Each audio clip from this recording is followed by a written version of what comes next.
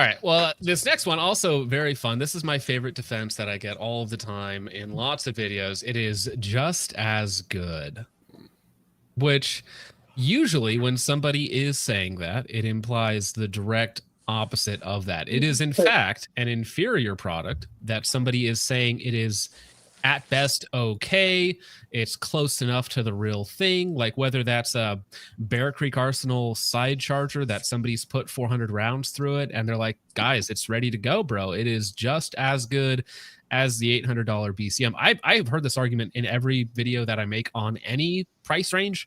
Like if I make a video on a $500 upper, somebody's going to comment, well, my PSA for $199 on sale does the exact same thing. I would never spend more than that. If you review the PSA on sale for $199, somebody's going to be like, well, actually, I bought a parts kit from Delta Team Tactical for $160 and it works fine, and I would never spend a dime more than that. And the bottom just continues to get lower and lower. And oftentimes, most of the time, almost all of the time, when somebody is saying just as good based on their own very, very anecdotal experience, they don't actually shoot the thing enough or use the thing enough to justify that opinion. It is solely based off of defending their own purchase and their own investment in that product, right? They have a personal investment in that product because it's theirs, because they like it, whether or not that's a justified position. And we've probably all been there at some point when we bought something that was a little bit less good and been like, oh, you know what, it's fine, it does its thing, and if somebody criticizes it, I'm going to defend it aggressively online. The qualifier that you need is always for what? Just as good for what? Because they'll all do just as good sitting in your safe, which is what a lot of just as good folks are doing with their guns anyway. So it's just as good as the drop gun. Yeah, it's just as good to mag dump in the trash. It's probably just as good to target practice within 50 yards. I mean, so if that's why you're getting it, then it might actually legitimately be just as good for that purpose. But if you want like a duty setup, then it's not going to be just as good for that. Yeah, the problem just stems from people who and this is not just in the gun community, it's everywhere, but it's people who want to say that whatever they have is just as good, right? They want to pretend it's something it's not. And that's where the problem comes from, is they want to pretend that either whatever they do, whatever they have is something that it's not. And it's like, just own it. I'm not going to tell you that my 3X primary arms prisms is just as good as an ACOG, because it's not. It's simply what I want out of it, and it's what I use. You know, it's not. Don't fool yourself or try to convince others that it's something that it's not. I'd say a lot of it comes from an investment, like where they put a financial and then at the same time put a financial investment behind a product, and they become X product's greatest defender. Mm-hmm. And so they would have their own stake into it. They're emotionally invested into it. And if they back out there, they realize that their own purchase is in fact stupid. And they don't want to appear themselves as a fool, even though they actually are. John, does anyone actually use this phrase unironically anymore? I do. Yes. I see it all the time. Will, yeah.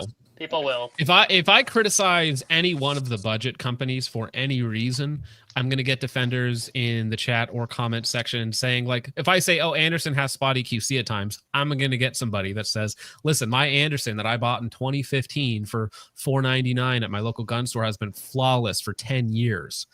They haven't shot it, but it's been flawless for the last 10 years. So no, I still get, not, they might not say the exact words just as good, but they won't take any criticism of the product as valid. Well, that's another common place you'll find it. Are you it. talking about the particular item, or are you talking about the brand? Because sometimes, again, if it's a QC issue, you get a particular item, it might actually be just as good versus an overall brand, especially if there's a QC questions, and that's, you know, part of what you're paying for is the quality control. So, all right, I'll stop talking. The P320 is just as good as a Taurus G2C. Unironically, it is just as good. I don't think so. It's better. No, I wouldn't even take. I wouldn't take that argument. That would be a difficult argument to actually make if you wanted to go through it. I think that the most common place you'll find just as good in the firearms market is lowers.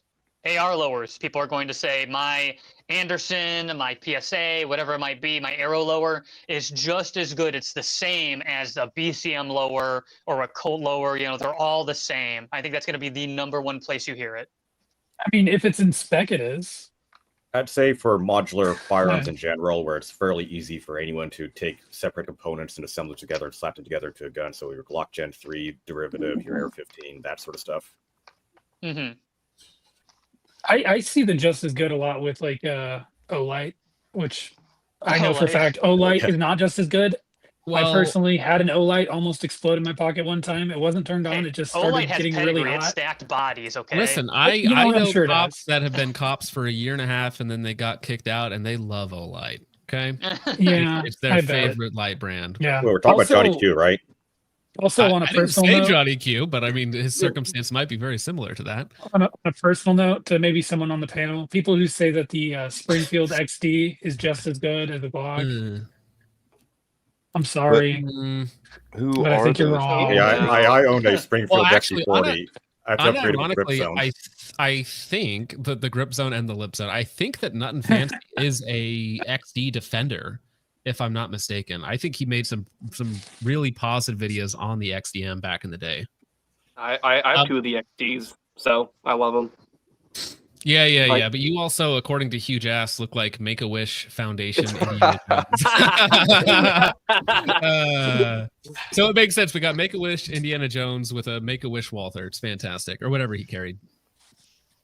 No, but Nick has a good point. This is kind of the inverse of it. So at the low end, you have the just as good camp, but then at the high end, you have nothing is as good camp.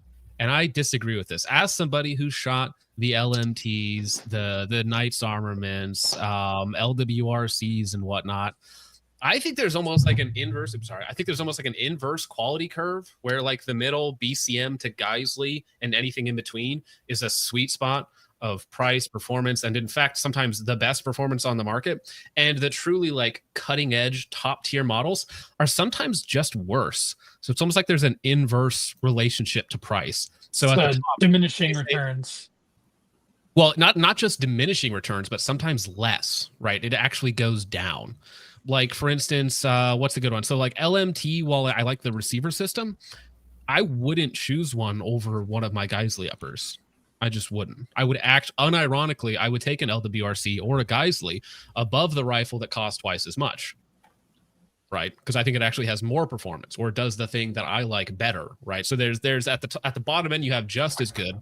And then at the top end, you have the guys that like to lord over everybody else with whatever it is that they bring to the range, whether it's a $4,500 HK MR556A4, right? And they're like, oh, you're not shooting a piston rifle, you have a BCM. I guess it's all right for the poors or something like that, right?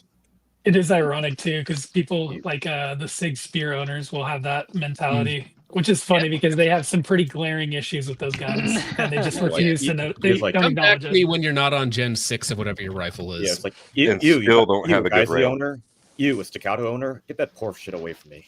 Yeah, well, yeah, there is that where the staccato guys look down on the Glock The guys, and then platypus the Atlas guys look down at everybody. They're like, oh, all of you poors, get away from me. Yeah, Knight's Armament has to keep an entire jug of hand sanitizer around at SHOT Show because they have to shake hands with the boars. Well, yeah, so I was at the Nice Armament booth, and I go up there to talk to them about their HS1 service rifles, and they were literally like, please don't talk to us. Like, I don't want to talk to you about this. I'm not going to give you any specifics on it. And I was like, all right, fair enough. I don't know what you're here for, but have a good day, sir. And then after that, he got arrested for drunk driving again, so that was funny. That's awesome. Yeah, see, look, they're in the chat. Weekend Gunner says staccato slander will not be tolerated. Well, listen, as an M to an A, it will continue. I'm sorry, that That sounded he's actually a better shooter than me too. It's just funny that he's an A class. That's a big That's flex. awesome. Yeah, Big flex.